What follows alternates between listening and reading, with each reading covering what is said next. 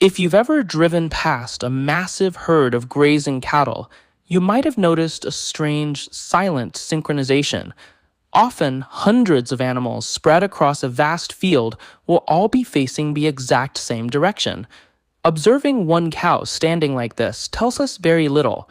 A single animal pointing north could be looking at a patch of better grass, or simply positioning itself to keep the sun at its back. But in 2008, a research team looked past individual paddocks. They used remote satellite imagery to analyze the resting and grazing positions of thousands of animals around the globe.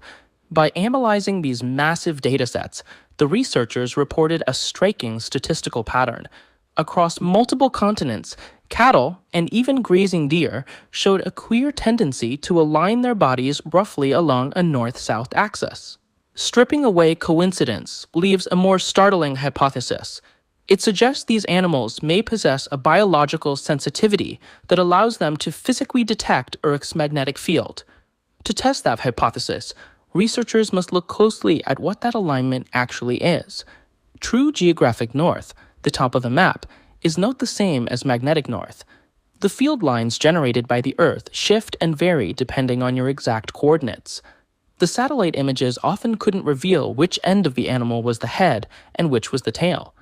What the researchers measured was axial orientation.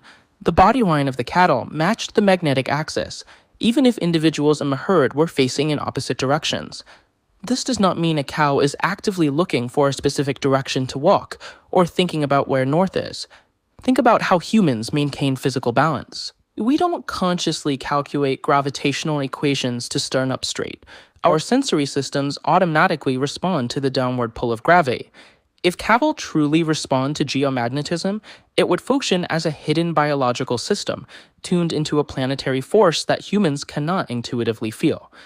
A year after the initial findings, a follow-up study added a compelling layer to the mystery. Researchers wanted to know if artificial interference could disrupt the animal's orientation. Alternating electrical currents running through high-voltage infrastructure produce time-varying electromagnetic fields. These fields radiate outward into the surrounding environment. When the researchers analyzed cattle and roe deer grazing near these power lines, the north-south alignment vanished. The animals adopted entirely random body orientations. To be clear, a change in grazing alignment does not mean power lines cause cancer or trigger behavioral disorders in livestock. Those are separate, unsupported health claims. What this disruption did provide was corroborating evidence. It took a strange pattern seen from space and turned it into a testable hypothesis about how an active biological sensor might be reacting to electromagnetic interference. For magnetoreception to be real, the animal needs a physical way to detect the field. One prominent theory involves magnetite, microscopic iron oxide crystals within a sensory structure that mechanically react to magnetic forces. However, science has not successfully located these physical receptors, or identified a neural pathway capable of processing magnetic data anywhere inside a cow. Field biology is also filled with confounding variables, everyday environmental factors that can override or mimic a magnetic response. Cattle actively orient themselves for thermal comfort. If a strong, cold wind sweeps across a pasture, an entire herd will turn their backs to the weather in unison to survive the exposure. They are also highly social creatures. If one animal turns away from the sun to seek shade, the rest often follow.